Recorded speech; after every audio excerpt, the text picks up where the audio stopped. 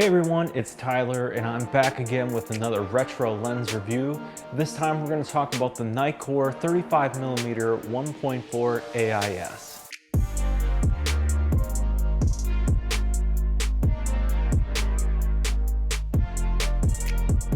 The Nikkor 35mm 1.4 AIS was introduced by Nikon in 1969 and it's still in production to this day.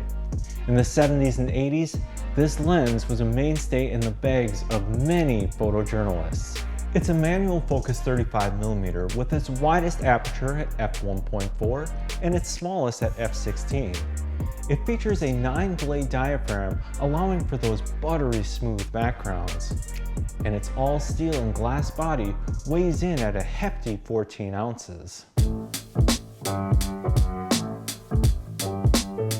You might remember my previous review on the Nikkor 50mm 1.2. I love that lens and I love the results that I got with it.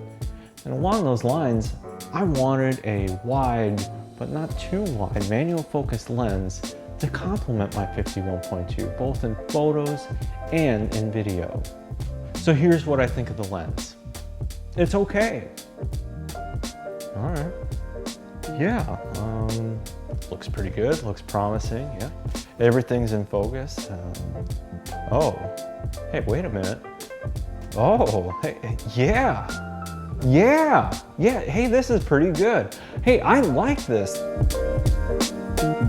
Here's an obvious one, it's wider. In dealing with these prime manual focus lenses, you have to be comfortable zooming with your feet.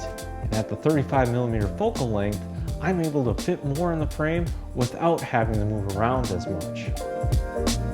And it's sharp, even at f2. This 35mm hits its sweet spot around the range of f2.8 to f4. But for me, this lens really shines with those detail shots. It's not a macro lens by any means, but with about a foot of focus distance to work with, you can achieve a sharp subject with some really nice depth and bokeh. Like my Nikkor 50mm f1.2, the build quality is awesome. That aperture ring clicking into place, the tactile focus ring, and of course, that beautiful glass.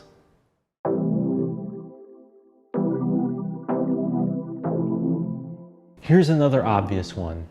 It's too wide. Everything is pretty sharp and in focus. It makes it really difficult to get your backgrounds to drop off.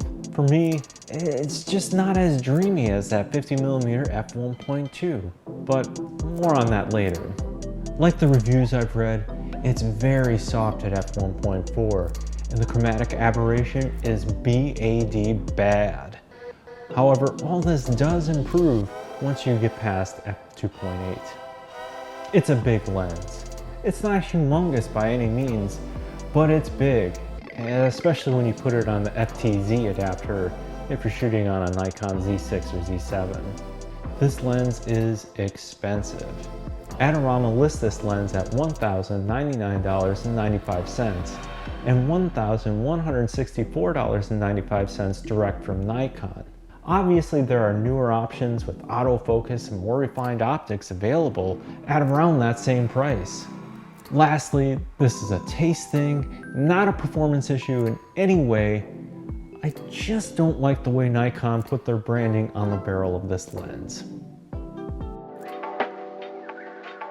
This is going to be kind of a confusing segment, but please bear with me. I mentioned this lens is too wide and everything is too sharp. I get it. That's the nature of a wide-angle lens, but I love shooting at wide apertures and I love soft backgrounds. But I think I figured out a trick. The Nikon Z6's EVF offers a focus assist that zooms in on an area to grab your focus. This has really changed my thoughts on this lens. I can grab a focus on exactly what I want and get my backgrounds to really drop off. Okay, back to more legitimate review kind of things and not just taste. I can understand why some people don't like soft edges and vignetting at wider apertures, but for me, I think that's what gives this lens some real character.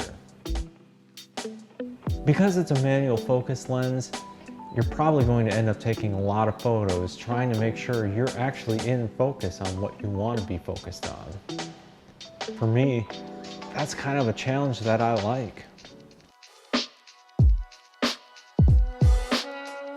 In today's photography world, there are better and sharper lenses with modern amenities like autofocus for about the same price. This lens is a bit of a novelty now.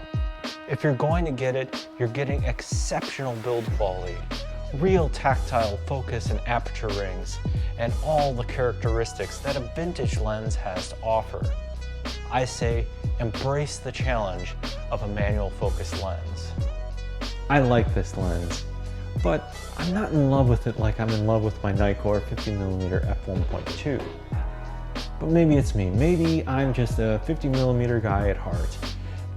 I think it really boils down to I need to shoot more at the 35mm focal length. I need to embrace that wideness. I need to embrace the sharpness that you can get with it. Or I can stick with my 50mm. We'll see. Hey, if you like what you saw, subscribe to me, and if you like my photos, go ahead and follow me on Instagram at Tyler. And with that, I'm off. I'm gonna go take some more photos. We'll see you next time.